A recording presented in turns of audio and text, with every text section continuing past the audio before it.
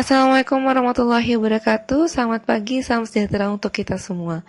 Apa kabar rekan-rekan mahasiswa hari ini? Saya harapkan rekan-rekan dalam keadaan sehat dan tentunya masih semangat dalam menjalankan aktivitas perkuliahan kita.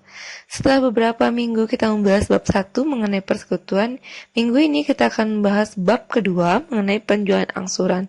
Nah, untuk penjualan angsuran kita akan melihat dari segi si penjualnya. Untuk penjualan angsuran itu sendiri, saya rasa ini bukan hal yang asing bagi rekan-rekan mahasiswa semuanya. Mungkin bahkan beberapa orang di antara kalian pernah melakukan yang namanya penjualan angsuran.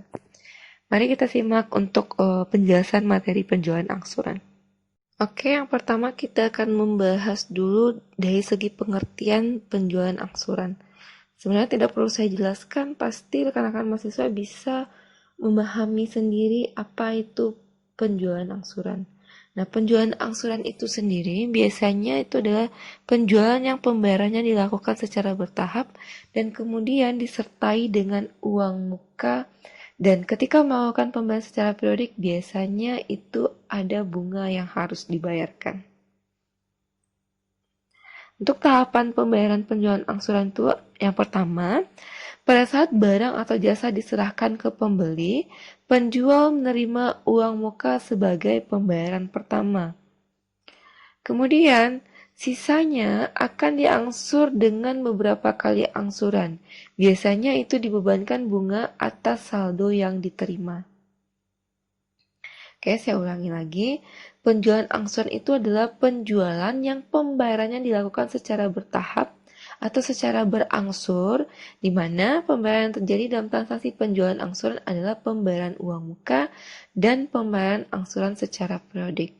Kalau kita jabarkan, tahapan pembayaran penjualan angsuran itu yang pertama, pada saat kita serahkan barang atau jasa ke pembeli, penjual akan menerima uang muka sebagai pembayaran pertama.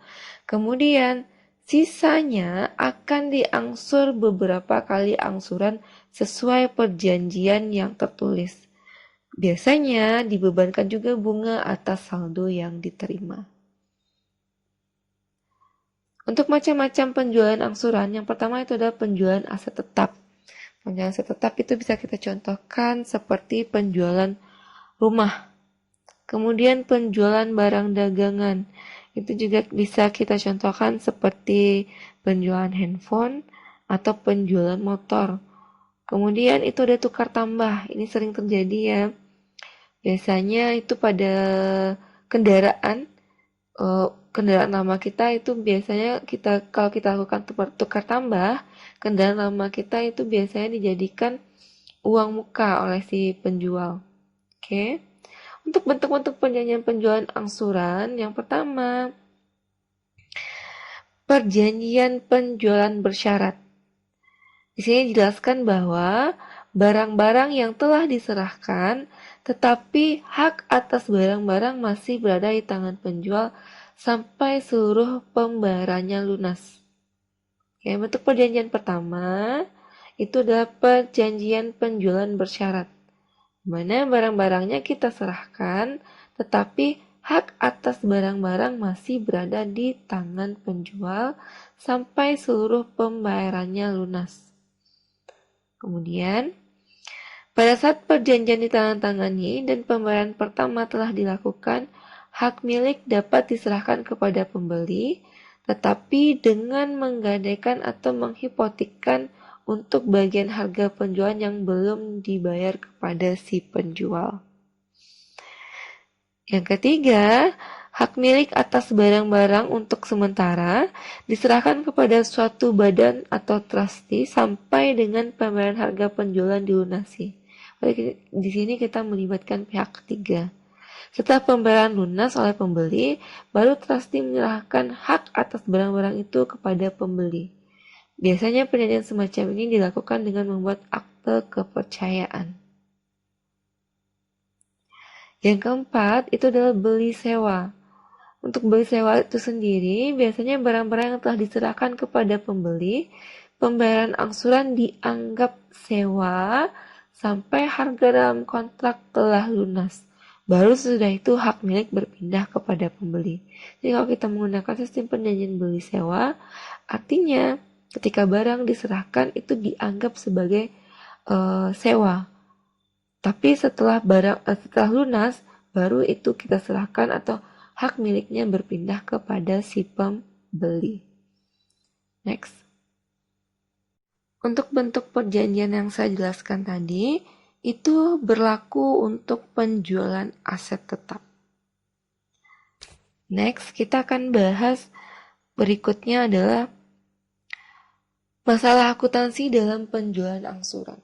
Pasti ada permasalahan dari penjualan angsuran. Kita akan lihat beberapa permasalahan yang biasa terjadi dalam penjualan angsuran. Yang pertama itu adalah masalah yang berhubungan dengan laba penjualan. Untuk laba penjualan ini nanti ada dua metode, yaitu laba diakui pada saat awal penjualan atau laba diakui secara proporsional.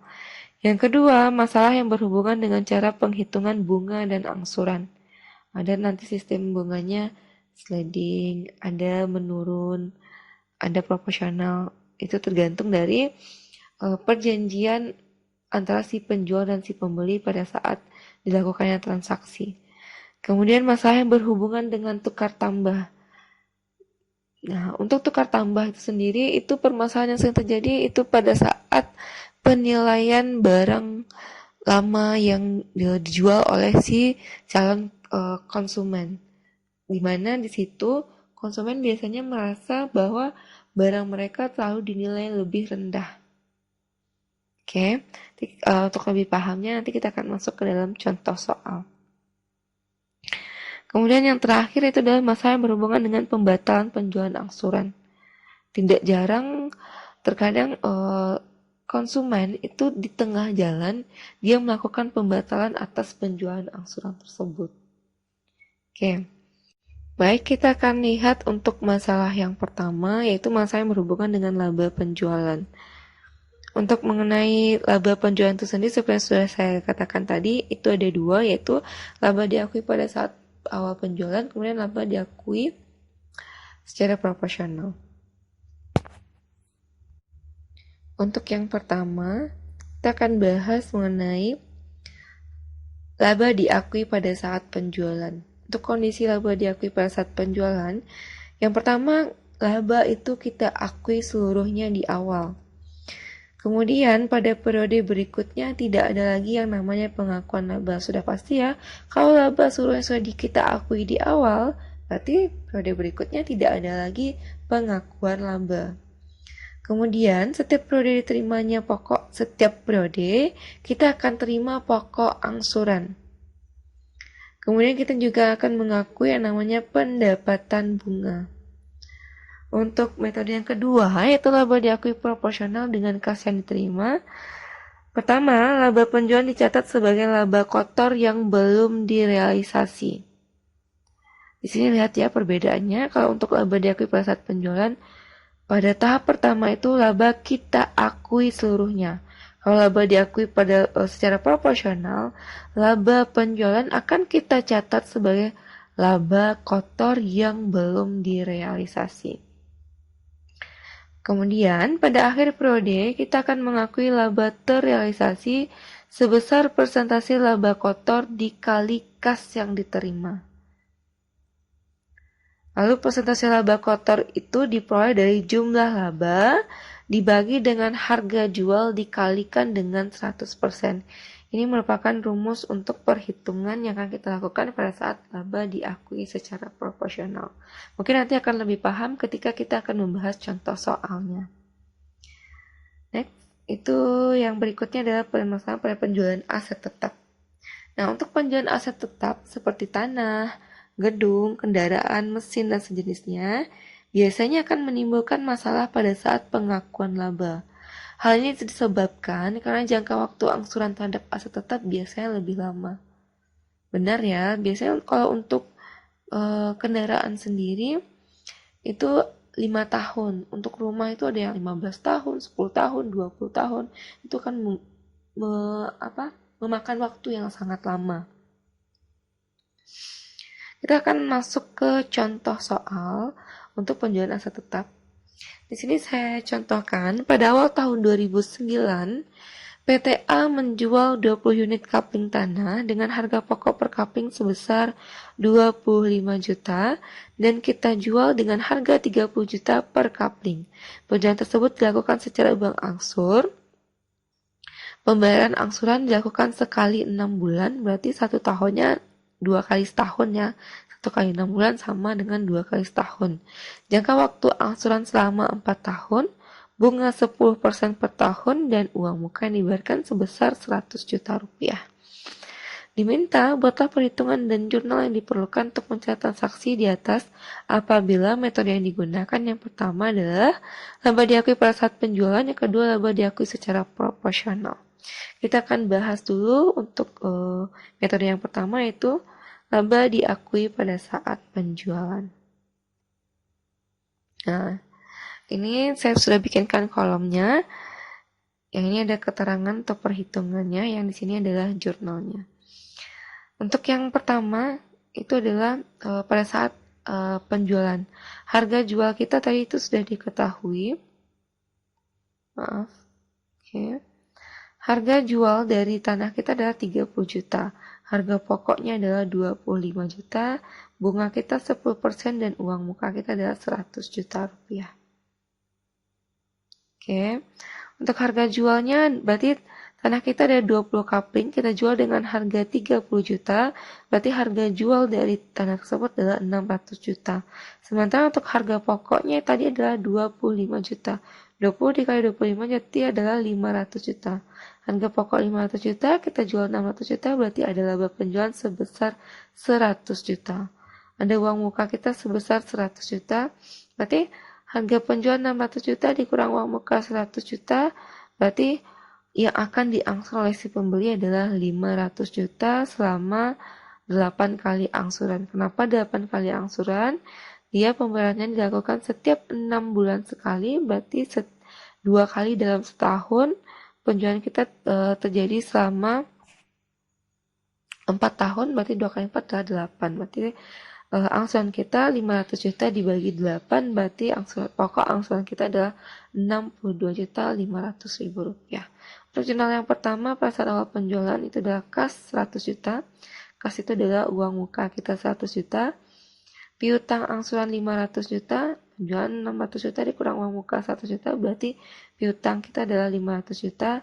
Tanah kita berkurang 500 juta, kemudian laba penjualan kita sebesar 100 juta rupiah. Untuk penerimaan angsuran pertama itu adalah pada bulan Juli. Untuk angsuran kita di sini perhitungannya 6/12 dikali 10% dikali 500 juta. Ini juga bisa langsung kita hitung adalah 5% dikali 500 juta adalah 25 juta. Sama nanti adalah 6/12 dikali 10% dikali 500 juta itu adalah 25 juta rupiah. Kenapa bisa 5% dikali 500 juta? Karena tadi dikatakan di sini untuk bunganya adalah 10% per tahun. Dilakukan pembayaran 2 kali setahun, berarti setiap pembayaran itu bunganya adalah 5%. Oke, kalau ragu dengan 6/12 kali 10%, bisa rekan-rekan mahasiswa bikin 5% dikali 500 juta. Berarti bunganya adalah 25 juta. Sementara angsurannya setiap bulannya, pokok angsurannya setiap bulan adalah 62.500.000 rupiah. Maka kita akan lakukan penjurnalan adalah kas 87.500.000, piutang angsuran 62.500.000, dan pendapatan bunga 25 juta rupiah. Kas 87.500.000 itu berasal dari angsuran 62.500 ditambah dengan bunga 25 juta rupiah. Maka kas yang kita terima terdiri dari angsuran pokok dan bunga sebesar 87.500.000 rupiah. Untuk angsuran yang kedua itu terjadi pada 31 Desember 2009. Pada akhir tahun kita akan melakukan jurnal penyesuaian dan jurnal penutup. Untuk perhitungannya sendiri itu ada 6/12 dikali 10% dikali 437.500.000 rupiah. Untuk Rp437.500.000 ini berasal dari 500 juta itu adalah angsurannya. Sudah kita angsur Rp62.500.000. Berarti sisanya adalah Rp437.500.000.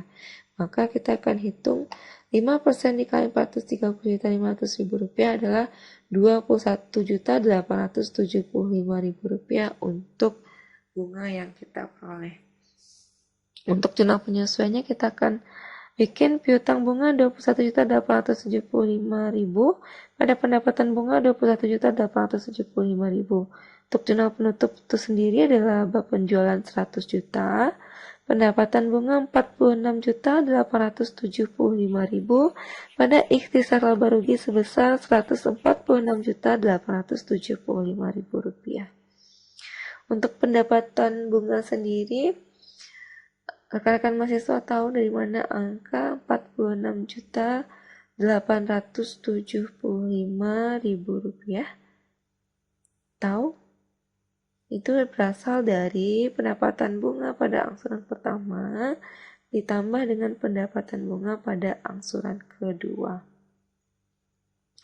Next, pada awal tahun atau pada 1 Januari 2010, kita akan bikin jurnal pembalik yaitu pendapatan bunga Rp21.875.000 pada piutang bunga sebesar Rp21.875.000. Kemudian untuk jurnal balik angsuran keduanya itu adalah kas Rp84.375.000 pada piutang angsuran Rp62.500.000 dan pendapatan bunga sebesar Rp21.875.000. Angsuran ketiga itu akan kita peroleh pada 1 Juli 2010 dengan perhitung 6/12 dikali 10% dikali 375 juta. 375 juta itu adalah berasal dari 437.500.000 dikurang dengan 62.500.000. Maka kita peroleh pendapatan bunga sebesar 18.750.000. Untuk jurnal sendiri, kas 81.250.000 pada piutang angsuran 62.500.000 dan pendapatan bunga 18.750.000 rupiah. Untuk piutang angsuran setiap periodenya sama, yaitu sebesar 62.500.000 rupiah. Yang berubah di situ adalah kas dan pendapatan bunga. Sama seperti tadi, berarti pada akhir tahun kita akan melakukan yang namanya jurnal penyesuaian.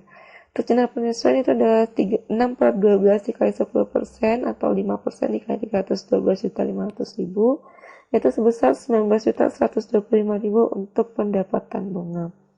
Nah, kita akan jurnal piutang bunga 19.125.000 pada pendapatan bunga 19.125.000, kemudian jurnal penutupnya pendapatan bunga 37.875.000 pada ikhtisar laba rugi sebesar 30.875.000. Berikutnya kita akan bahas untuk laba diakui secara proporsional. Oke.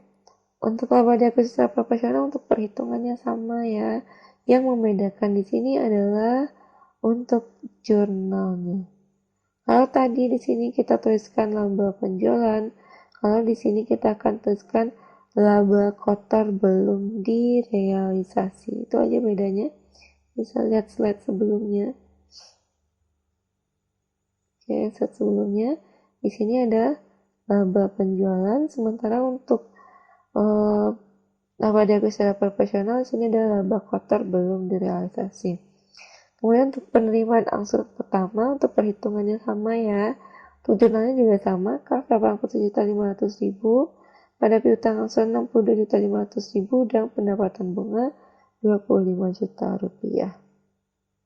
Lalu pada akhir tahun 2009 kita akan bikin jurnal penyesuaian. Untuk perhitungan jurnal penyesuaiannya sama, tetapi di sini kita akan jabarkan atau kita akan lakukan penyesuaian untuk laba kotor belum direalisasi dan laba kotor direalisasi. Perhitungannya untuk rumus ini sendiri Sudah ada penjelasannya pada materi sebelumnya. 600 juta itu adalah harga jual, dikurang harga pokok 500 juta dibagi dengan total penjualan dikali 100%, maka kita peroleh persentasenya adalah 16,67%. Untuk uang muka itu adalah 100 juta, aksuran pertama kita adalah 60.500.000, berarti di awal kita memperoleh uang sebesar 162.500.000 rupiah. Baru kita kalikan dengan persentase yang sudah kita hitung tadi, yaitu 16,67%, maka diperolehlah laba kotor yang sudah kita realisasi sebesar Rp27.088.750. Untuk jenayah sendiri di sini adalah laba kotor belum direalisasi Rp27.088.750, pada laba kotor direalisasi sebesar Rp27.088.750. Kemudian di sini adalah laba kotor direalisasi Rp20.088.750, pendapatan bunga Rp46.875.000, pada ikhtisar laba rugi sebesar Rp73.963.750. Di sini juga lihat ya perbedaan dari laba diakui pada saat awal penjualan dan laba diakui secara proporsional, terlihat pada jurnal penyesuaian di akhir tahunnya. Karena untuk laba diakui secara proporsional, karena labanya tidak kita akui pada saat awal penjualan, berarti setiap kita memperoleh laba atau keuntungan, maka akan selalu kita lakukan jurnal penyesuaian untuk laba kotor belum direalisasi dan laba kotor yang direalisasi. Next itu pada 1 Januari 2010 kita lakukan jurnal balik. Jurnal baliknya sama seperti perhitungannya sama seperti pada laba diakui pada saat awal penjualan. Ini untuk jurnal penerimaan angsuran yang ketiga. Untuk perhitungannya sama. Kemudian di sini pada 31 Desember 2010 untuk jurnal penyesuaiannya persentasinya sama, yaitu 16,67%. Yang membedakan di sini adalah pengali untuk laba kotornya. Jumlahnya sama, begitu sampai untuk seterusnya, sampai angsuran ke-8. Kita akan lihat untuk permasalahan berikutnya, yaitu pemilikan kembali aset tetap. Apabila konsumen gagal untuk melunasi hutang-hutangnya, maka seluruh rekening real yang berhubungan dengan piutang angsuran akan dibatalkan dan aset tetap yang dijual belikan dinilai kembali sebesar nilai pasar pada saat itu juga, yaitu pada saat si konsumen gagal dalam melakukan penjualan angsuran. Kemudian di sini juga dikatakan perusahaan juga akan mengakui keuntungan atau kerugian karena kegagalan pelunasan piutang angsuran, di mana keuntungan atau kerugian diakui sebesar selisih antara harga pasar dengan nilai buku dari aset tetap tersebut. Nah, untuk pemilikan kembali aset tetap, biasanya hal ini saya ulangi ya untuk penjelasannya. Untuk penjelasan pemilikan kembali aset tetap, biasanya pemilikan kembali aset tetap ini terjadi apabila konsumen gagal dalam melakukan penjualan angsurannya. Kemudian dalam penjualan angsuran ini akan kita nilai kembali sesuai dengan nilai pasar pada saat itu. Dan perusahaan sendiri juga akan mengakui keuntungan atau kerugian dari kegagalan tersebut dengan menghitung selisih antara harga pasar dengan nilai buku dari aset tetap tersebut. Cara menghitung laba atau rugi pemilikan kembali adalah tergantung dari metode yang kita gunakan pada saat melakukan penjualan aset tetap tersebut. Jika perusahaan menggunakan metode laba diakui pada saat penjualan, maka nilai buku dari aset tetap yang dikembalikan sebesar piutang angsuran yang belum dilunasi. Apabila perusahaan menggunakan laba diakui proporsional, maka nilai buku dari aset tetap yang dikembalikan sebesar piutang angsuran kita kurangi dengan laba kotor yang belum direalisasi yang berhubungan dengan aset tetap yang dikembalikan. Saya ulangi, untuk perhitungan laba ruginya itu sesuai dengan metode yang kita gunakan. Apakah kita menggunakan laba diakui pada saat awal penjualan atau kita menggunakan laba diakui proporsional. Untuk contoh kasusnya sendiri, ini saya contohkan. Harga pokok aset itu adalah 40 juta. Kita jual sebesar 45 juta dengan uang muka 20 juta rupiah. Angsurannya kita lakukan sebanyak 20 kali. Kita asumsikan di sini setelah angsuran ke-8, pembeli menyatakan tidak sanggup untuk melunasi sisa angsuran. Dimana di sini diketahui harga pasar aset tersebut adalah 16 juta. Diminta buatlah jurnal pengakuan laba saat penjualan dan untuk laba pemilikan kembali aset tetap dengan metode laba diakui seluruhnya dan metode laba diakui secara proporsional. Harga jual kita adalah 45 juta, uang muka kita 25 juta, berarti total piutang angsuran kita adalah 25 juta. Pokok yang sudah dibayar adalah sebesar 10 juta. Dari mana kita tahu pokok kita bayarkan sebesar 10 juta? Kita tahu adalah piutang angsuran kita adalah 25 juta. Di sini tadi dijelaskan bahwa angsuran kita lakukan sebanyak 20 kali. 25 juta dibagi 20 itu adalah 1.250.000 rupiah. Penjualannya baru sampai ke angsuran ke-8. 8 dikali 1.250.000 adalah 10 juta rupiah. Berarti pokok yang sudah dibayarkan adalah 10 juta rupiah. Berarti nilai buku dari aset tetap itu sendiri adalah 15 juta. Soal tadi diketahui bahwa nilai pasar dari aset tersebut adalah 16 juta. Berarti di sini kita memperoleh laba pemilikan kembali atas aset tetap tersebut. Karena harga pasarnya lebih tinggi daripada nilai buku aset tetap tersebut.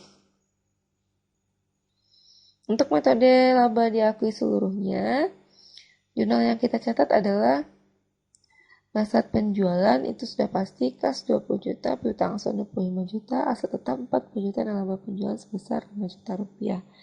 Saat pengembalian aset tetap, maka kita akan jurnal aset tetap kita kembali sebesar 16 juta, kemudian piutang angsuran kita berkurang 15 juta, dan laba kita bertambah sebesar 1 juta rupiah. Ini jurnal untuk metode laba diakui seluruhnya. Untuk metode laba diakui secara proporsional, kita hitung dulu persentase laba kotornya. Persentase laba kotor sini 5 juta dibagi 45 juta dikali 100%. Untuk 5 juta itu sendiri adalah laba. Untuk 45 juta adalah penjualannya. Dikali 100% berarti persentase laba kotor kita adalah 11,11%. Realisasi laba kita adalah 30 juta dikali 11,11%, yaitu 3.330.000 rupiah. Dari mana kita tahu realisasi laba kita adalah 30 juta? Ini dapat kita lihat dari ini. Ya. Uang muka kita 20 juta, pokok akan dibayarkan 10 juta. Berarti realisasi kita baru terjadi sebesar 30 juta.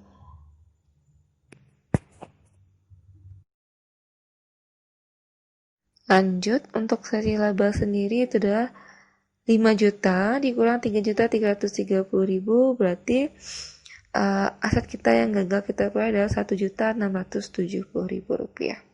Kita masukkan ke perhitungannya. Harga jual tadi adalah 45 juta, uang muka 20 juta, berarti piutang angsuran 25 juta. Pokok yang akan dibayarkan adalah 10 juta. Laba aset yang gagal kita miliki adalah 1.670.000, berarti nilai buku dari aset tetap itu sendiri adalah 13.330.000. Untuk harga pasarnya adalah 16 juta, maka laba pemilikan kembalinya adalah 2.670.000 rupiah. Untuk jurnalnya sendiri, kita akan lihat untuk jurnalnya sendiri. Pada saat penjualan kas 20 juta, piutang angsuran 25 juta, pada aset tetap 40 juta, dan laba berdasari sebesar 5 juta rupiah. Jurnal pengembalian aset tetap sendiri, jurnalnya adalah aset tetap 16 juta, laba belum realisasi 5 juta, piutang angsuran 15 juta, laba pemilikan kembali 2.670.000, dan laba penjualan sebesar 3.330.000 rupiah. Kita masuk untuk pembahasan berikutnya, yaitu adalah penjualan angsuran untuk barang dagang. Penjualan angsuran untuk barang dagang, untuk prosedur akuntansinya sama dengan prosedur akuntansi penjualan untuk aset tetap. Dalam mencatat penjualan perlu dibedakan antara penjualan biasa dengan penjualan angsuran, yaitu dengan membedakan antara rekening piutang usaha biasa dan rekening piutang angsuran. Berbeda untuk penjualan angsuran barang dagang, akuntansinya atau cara perhitungannya sama dengan aset tetap, cuman untuk penjurnalnya perlu kita pisahkan mana rekening piutang usaha biasa dan mana rekening piutang angsuran. Oke, saya contohkan. Berikut adalah laporan posisi keuangan untuk PT Merdeka per 31 Desember 2013 yang menjual barang dagangan secara reguler dan angsuran. Ya, silakan lihat ya untuk posisi keuangan PT Merdeka per 31 Desember 2013. Untuk harga pokok penjualan atas penjualan reguler atau tunai ditentukan 60% dari penjualan, sedangkan harga pokok penjualan angsuran ditentukan 75% dari penjualan. Berikut transaksi selama tahun 2012. Yang pertama, penerimaan piutang reguler tahun 2012 sebesar 2 juta. Penerimaan piutang angsuran tahun 2012 sebesar 750.000. Penerimaan piutang tahun 2011 sebesar 500.000. Penjualan reguler sebesar 3 juta. Penjualan angsuran 2 juta. Pembayaran dagang secara kredit 2.500.000 rupiah. Pembayaran hutang dagang sebesar 2 juta. Kemudian penghapusan piutang reguler sebesar 250.000. Angsuran tahun 2012 sebesar 150.000. Angsuran tahun 2011 sebesar 100.000 rupiah. Pembayaran beban operasional sebesar 500.000. Diminta potongan jurnal untuk transaksi di atas. Saya ulangi, untuk penjualan barang dagang perlu dipisahkan yang mana penjualan reguler dan mana penjualan angsuran. Nah, untuk pencatatan itu sendiri ada metode perfektual dan fisikal. Ini ya, sudah ada untuk keterangan jurnal dan perhitungannya. Kas 3 untuk metode perfektual, sini ada kas 3.250.000, piutang reguler 2 juta, piutang angsuran 2012 750.000, piutang angsuran 2011 adalah 500.000 rupiah. Untuk angka bisa rekan-rekan mahasiswa sesuaikan dengan informasi soalnya. Untuk metode perpektual maupun fisikal tidak ada perbedaan jurnalnya. Kemudian jurnal berikutnya adalah piutang reguler, piutang angsuran 2012 pada penjual reguler dan penjual angsuran 2012. Jurnalnya juga tidak ada perbedaan. Kemudian di sini untuk harga pokok reguler sama harga pokok angsuran pada persediaan itu percatatannya hanya terjadi pada perpektual, pada fisikal tidak ada. Pembelian barang dagang untuk metode perpektual itu persediaan barang dagang pada hutang dagang. Untuk fisikal itu adalah pembelian barang dagang pada hutang dagang. Berikut untuk penghapusan piutang baik perpektual maupun fisikal jurnalnya sama. Kemudian untuk menghitung beban, melakukan pencatatan beban, perpektual dan fisikal juga sama. Jurnal penutupnya juga sama ya. Tidak ada perbedaan baik fisikal maupun perpektual.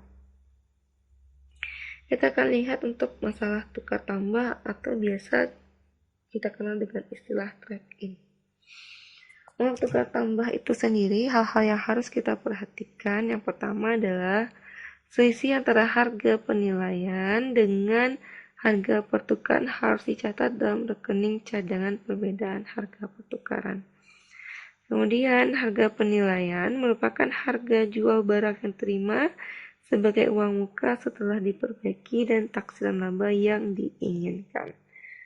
Terakhir itu adalah harga pertukaran, merupakan harga dari barang yang terima sebagai uang muka, di mana harga tersebut merupakan harga yang disepakati dalam penjualan atau dalam perjanjian trade-in atau tukar tambah.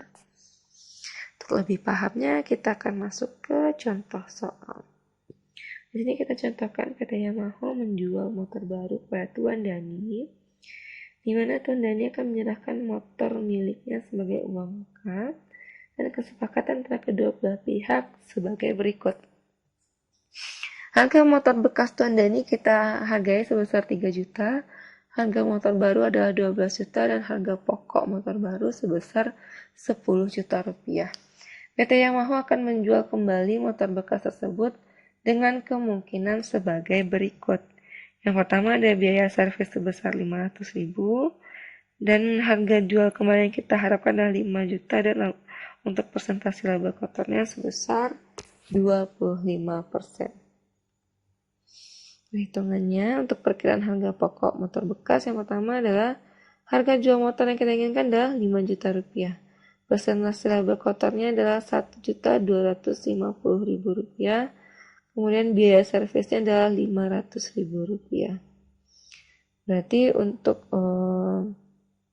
angkanya sendiri yang pengurangnya adalah 1.750.000 rupiah. Maka perkiraan harga pokok dari motor lama tersebut adalah 3.250.000 rupiah. Sementara harga pertukaran yang kita setujui tadi adalah 3 juta rupiah. Berarti ada selisih antara harga pertukaran sebesar 250.000 rupiah. Untuk jurnal tukar tambah itu ada motor atau motor lama sebesar 3.250.000 rupiah. Kita catat sebesar harga pokok motor lama yang kita hitung. Kemudian piutang angsuran sebesar 9 juta itu berasal dari, kayak dikatakan di soal, harga pokok motor baru adalah 12 juta, uang muka 3 juta, 12,3 berarti itu sebesar 9 juta rupiah. Motor baru 10 juta, laba 2 juta, dan cadangan selisih harga pertukaran sebesar 250.000 rupiah. Saya rasa materi untuk penjualan angsuran cukup sampai di sini. Perlu rekan-rekan mahasiswa pahami juga untuk lebih gampangnya melakukan perhitungan penjualan angsuran. Rekan-rekan mahasiswa juga dapat membuat tabel untuk perhitungan penjualan angsuran. Jadi saya sengaja tidak melihatkan atau tidak menjelaskan cara membuat tabelnya. Saya ingin rekan-rekan mahasiswa belajar mandiri, belajar sendiri untuk cara membuat tabel perhitungan penjualan angsuran. Nah, semoga rekan mahasiswa dapat memahami materi yang saya sampaikan hari ini. Terima kasih atas partisipasinya. Saya akhiri. Assalamualaikum warahmatullahi wabarakatuh.